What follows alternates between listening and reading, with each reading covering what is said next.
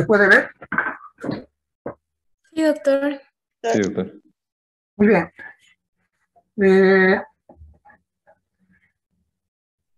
En una clase anterior les dije que nuestros movimientos, es decir, nuestros músculos, tienen, funcionan gracias a dos motoneuronas. La primera motoneurona, la vía piramidal, y la segunda motoneurona es la que constituye las raíces que salen de la médula espinal, y las raíces al unirse van a formar los plexos y los nervios periféricos. Hoy día vamos a hablar acerca de los nervios periféricos. En resumen, estamos hablando de esas segundas motoneuronas.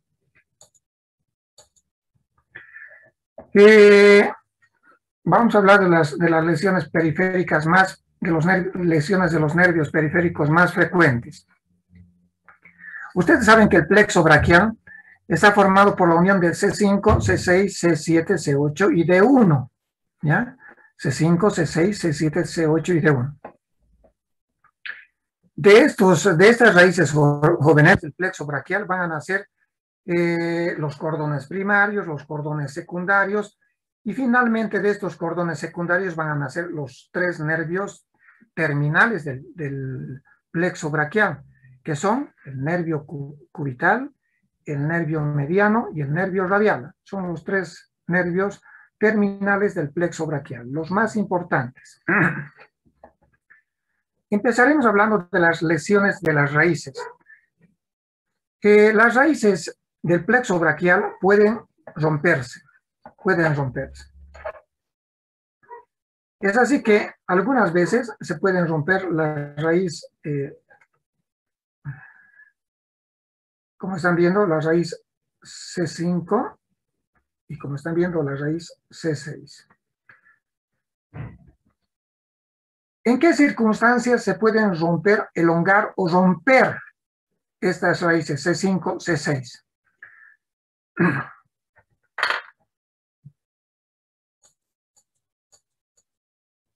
Estas dos raíces se pueden romper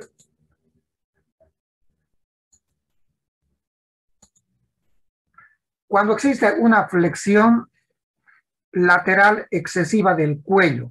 Una flexión lateral excesiva del cuello. Cuando hacen una excesiva rotación que involucra una flexión lateral del cuello, por ejemplo, en el momento del parto, estas dos raíces, C5, C6, se pueden romper. Se pueden romper. Entonces, mucho cuidado a la flexión lateral del cuello, a la flexión lateral de la cabeza. ¿Ya? Cuando hay una excesiva, les decía, flexión, se rompen estas dos raíces y se va a producir esta parálisis braquial superior o llamada también parálisis de Ehr-Duchenne. Parálisis de Ehr-Duchenne.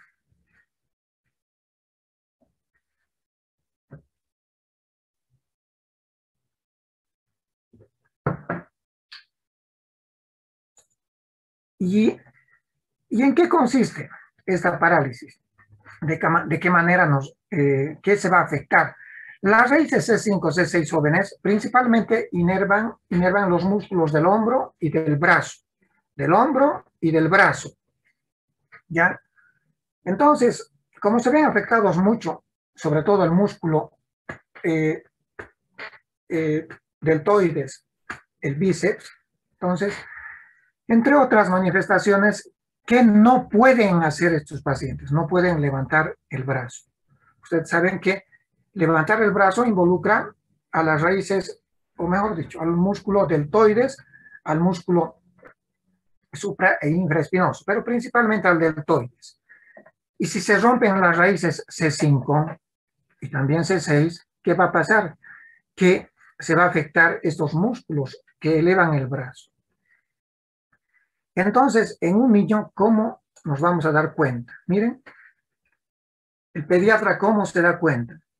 Cuando realiza este reflejo de levantarle la cabecita un poquito, ya estando echado el niño echadito, se le levanta un poquito la cabecita y abruptamente se suelta la cabecita. ¿Qué hace el niño? Levanta los brazos. Levanta los brazos, ¿no? Y esto se conoce como el reflejo de Moro. Moro. Entonces, cuando el pediatra, el neonatólogo ve una asimetría del reflejo de Moro, en este caso, por ejemplo, miren, está pudiendo levantar el brazo derecho, pero no lo puede hacer el brazo izquierdo. Entonces, cuando hay una asimetría de este reflejo de Moro, entonces el pediatra sospecha que puede tener este niño una ruptura de las raíces C5, C6, es decir, una parálisis de Duchenne. Bien, pero no solamente los niños pueden sufrir esta ruptura, sino también los jóvenes, los adultos. Cuando el sinónimo, el término común es cuando flexiona la cabeza, el cuello, una flexión lateral excesiva. Por ejemplo, cuando cae de una altura, cae de un caballo, cae de una motocicleta. ¿Y qué está haciendo? Miren, está flectando excesivamente la cabeza, el cuello, y el hombro se está yendo hacia abajo. Entonces, esta flexión excesiva de la cabeza, del cuello, flexión lateral, rompe o puede romper las raíces C5, C6. En el niño, en los lactantes, nos damos cuenta a través del reflejo de Moro asimétrico. Pero en los niños grandes, en los jóvenes y en los adultos, ¿qué ocurre cuando se rompen estas dos raíces? No se olviden, estas dos raíces principalmente van a inervar los músculos del hombro y del brazo. ¿Qué va a ocurrir?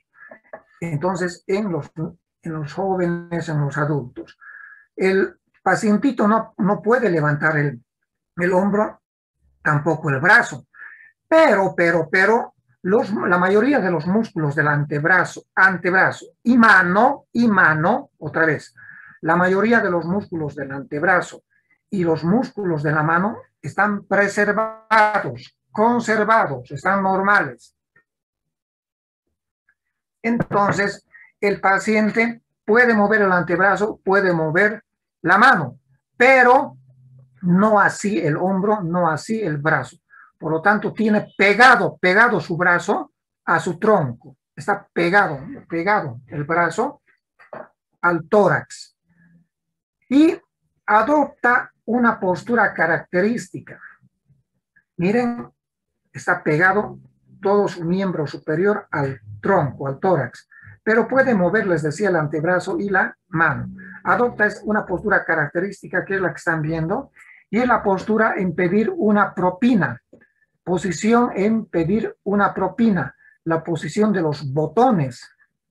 Ustedes saben que en los restaurantes y hoteles lujosos, una persona pide una propina en forma disimulada, no lo hace descaradamente.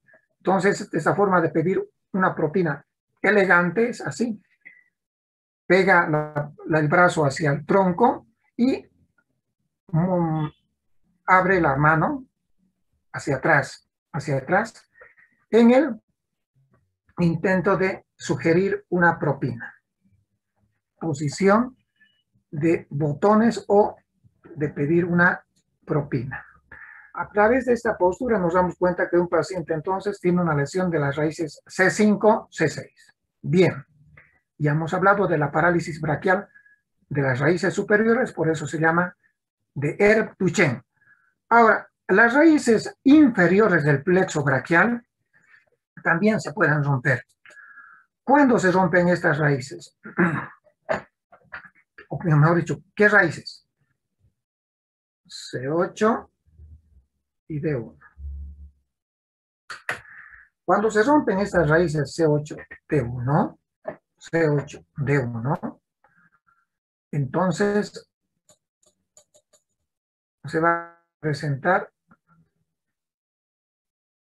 C8, D1, se va a presentar